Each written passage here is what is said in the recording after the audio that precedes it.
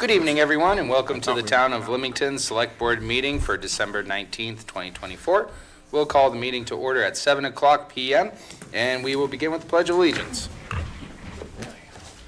I pledge allegiance to the flag of the United States of America and to the republic for which it stands, one nation, under God, indivisible, with liberty and justice for all. All right, getting right into it. Approval of the meeting minutes for December 12th, 2024. I'll make a motion to approve the meeting minutes for December 12th. I will second that. Motion and a second. Any discussion? Seeing none, all in favor? Motion carries.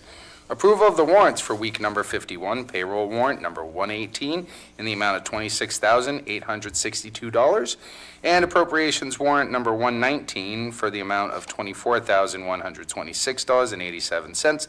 Total of the warrants is $50,988.87. Couple of recurring bills this week. Bureau of Motor Vehicles, $2,902.50. CMP, $1,308.49. UniFirst, $96.73. Bernstein Sure, $2,734.53. Jensen Baird, $4,277. Maine Custodial Services, $500. Matheson Trigas, $760.37.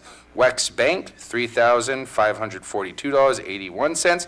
And a reimbursement for mileage for Madison Moody, $268. Wait a motion. I make a motion to accept payroll warrant 118 and appropriations warrant 119. I'll second that. Motion and a second. Any discussion? Seeing none, all in favor?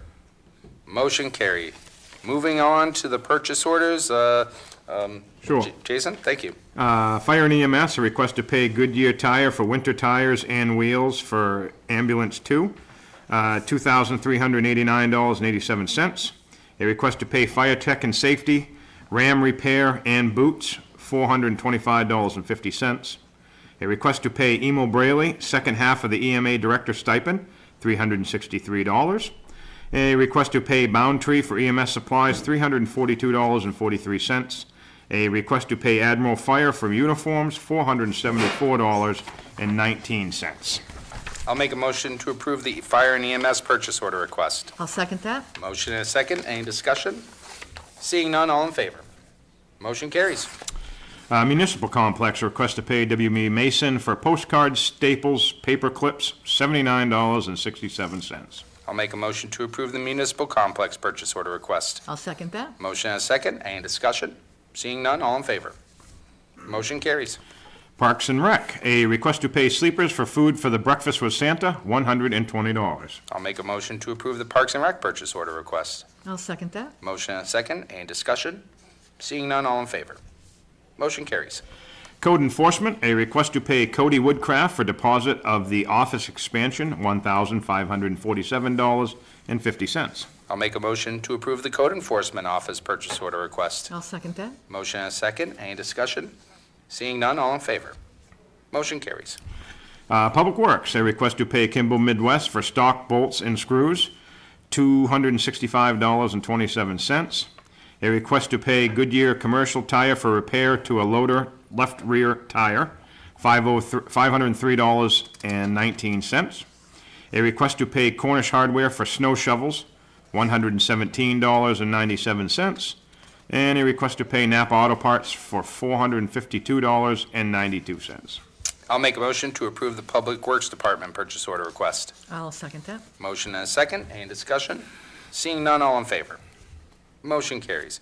Moving on to weekly activities. Just a note, this is going to be the last Select Board meeting of the year, December 26th. Next week, we have a few people that won't be here this week, so it just made sense to cancel that Select Board meeting. We will be meeting tomorrow, the Select Board and the Financial Advisory Committee, for a workshop that's happening at 5:30 p.m.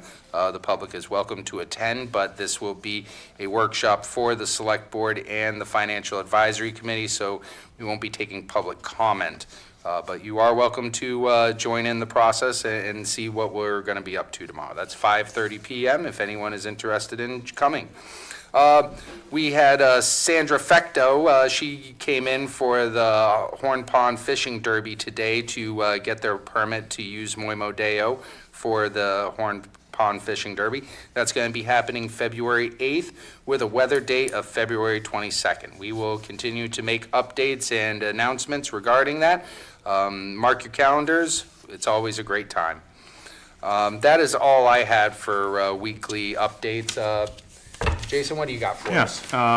Well, Madison come in today. He really didn't have much of an update. Due to Christmas, there's not much going on. They're pretty much closed next week. Madison is actually going to take some time off for his family for next week, so good for him. He did want to let us know that the total revenue coming in was $189,000 for the year, which is just over 60% of his budget he took in revenue this year. So Yes. good for you, Madison, and enjoy Christmas. Good for the town. Yeah, absolutely. He's got great programs. Mm-hmm. A part of that too, we acquired a bus for $1. It's a 72 passenger school bus from MSAD 6. They sold it to us for $1. Currently, there is 4 of us enrolled in a CDLB class for bus. So we've got myself and Jason. Smith. What? Jason Smith. Yeah, Jason Smith and Madison himself, Madison Moody, and then Jamie Warden. So there's 4 of us taking the class. That's going to run most of all January and end through the end of February, March. So we'll be able to drive the big bus. On the behalf of the town, I'd like to thank you and everyone who's going out there to get their CDL. Parks and Rec does a lot of field trips throughout the year, and it'll be good to have our own bus and our own people doing those trips. Yeah. All right. Fire and EMS, week ending December 14th, 17 calls. Month to date, 38. Year to date, 743. 5 of those calls were fire, and 12 of those were EMS. Schedule status, there was 1 vacant shift this week due to a call-out. The shift was covered by a member responding from home. No calls for mutual aid. Trainings, Wednesday, the 11th, we hosted the ACLS refresher class for the paramedics that attended. It's a certification class held by advanced life support providers and needs to be refreshed every 2 years. Maintenance facility, they're still waiting the correct parts to arrive for the overhead door. We still haven't got the springs yet. Still waiting on Gowan to repair the municipal complex generator. We did speak with, Sean was in this afternoon and spoke on that some. He's actually gonna look a little further into it, because he thinks it may be a wiring issue. Yep. Or a chewed wire somewhere, because it's got power to it, but it's not lighting up, so. The generator's still usable, we just gotta manually turn it on or off. So, let me see, vehicles, Department of Public Works took engine 6 in to complete the installation of the inverter. The inverter was removed from the old engine 6 and mounted in the equipment cabinet in the new cab of the truck. The inverter now powers the chargers for all the multi-gas meters, thermal imaging camera, and portable radios. Special notes, they are currently 2 calls ahead of last December, month to date. Year to date, they are currently 54 calls ahead of last year as well. Saturday afternoon and evening, a couple members of the department volunteered at the community dinner at the Old Town Hall. Yeah, I did see Owen and Emil up there, and it smelled very good. I got to stop in. I had a previous party, but I wish I could have stayed for the ham and The beans and oh brown my goodness, bread. it must have been great. I'm drooling already. So that's all I have. I think, yeah. I know we're looking at new fire. The fire and EMS is looking at survival suits, the ice water rescue suits, and getting some up-to-date equipment for the ice water rescue, as we had a call last week mutual aid called us from Limerick. I had a person that was already gone through the ice, so yeah, just gotta watch out. It's very thin right now, so I think that's it.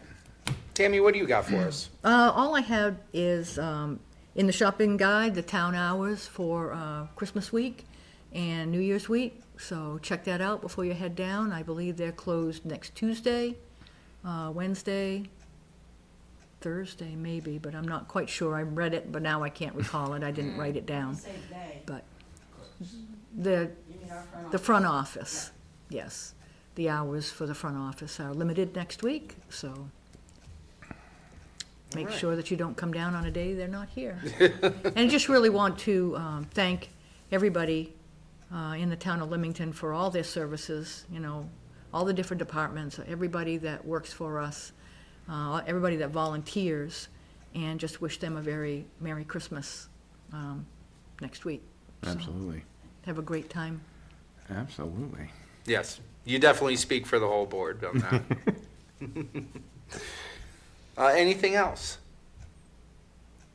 I No. don't have anything. All right, I have one last thing. The Limington Well Academy Association, we met last week to seal up the well house to make sure that the pipes didn't freeze and that the water stayed flowing throughout the winter. On top of that, our secretary for the Limington Academy Well Association, she went through the work of getting the water tested and analyzed to see how it is performing as far as water supply goes. If any of you have been keeping up with that, last year we were noted as having a high iron content and a high manganese content, and it really doesn't affect the drinkability of the water. It more or less is an element that can lead to staining of like clothes or bathtubs or something like that. I'm happy to report that the iron level is now at a passing level, so that is great. Manganese is still a little high. We're talking 0.225 milligrams per liter. Once again, not a health concern. It's just one of those things that might, your water might have a little bit of a scent to it, and it could lead to some staining. Manganese can cause discoloration in laundered goods and impair the taste of drinking water and beverages. At high concentration, it may cause brown spots in laundry items and leave unesthetic black precipitates, but it's still at our level is so low that shouldn't be an issue. These results will be posted here at the town hall and over at the library if anybody is interested in having a more detailed analysis of those tests. You mentioned like no bacteria and no benzene, no volatile organics. Yes, thank you, Bonnie. There was no bacteria, E. coli, coliform. All of that was absent from the test. Yeah, there's no biologicals in there that could do harm. Thank you, Bonnie, for all your hard work. Which is why we have, well, Yes, no benzene as well. no contamination. And thank you, Bonnie, for getting all that done. It does take time, and I appreciate it. I think we all appreciate it. You know, the draw right. All right, if that is all, Tammy, why don't you bring us home with the bulletins? All right. Select Board office hours are Thursdays 2 to 8 p.m. The on-air meeting time is Thursdays at 7. Again, we won't be here next Thursday. Transfer station hours are Saturday and Sunday from 9 a.m. to 4 p.m. and Wednesdays 12 to 4. A transfer station sticker must be attached to your vehicle windshield for the disposal of all items. Transfer station stickers for 2025 are now available at the town office for $20. No sticker is required to use the swap shop. The transfer station does not accept brush, yard clippings, or hazardous waste. Riverside Recycling in Portland takes hazardous waste. The general assistance office hours are Wednesdays, 12:30 to 2:30. Applications are available from the town clerk's office during their normal business hours. Applications must be filled out and accompanied with supporting documentation and must be signed. The planning board meets at the municipal complex the first and third Monday evenings at 7 p.m. And Parks and Rec Cards and Coffee is held on Wednesdays, and therefore there will not be any for the next 2 weeks. So we will resume that after the holidays. Thank you, Tim. We will open the meeting to the public. If anyone would like to make a comment, ask a question, or just give us your well wishes. We don't have a very large crowd, so I would, Bonnie, please.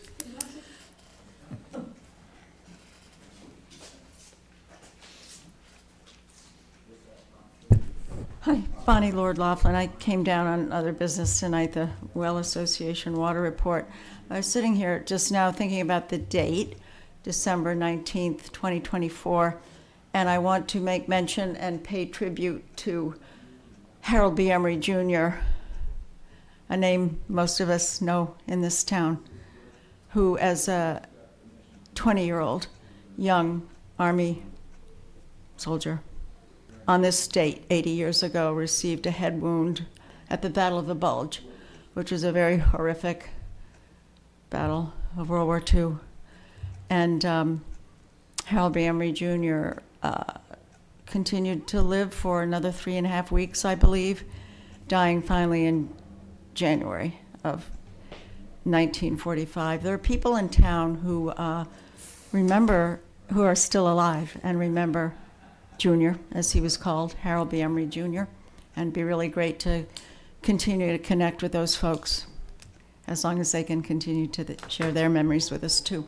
So thanks for the opportunity. I just wanted to acknowledge that young man who served his country, and I feel it's very appropriate that all the youngsters now who attend that school are there, and his name is, on that school.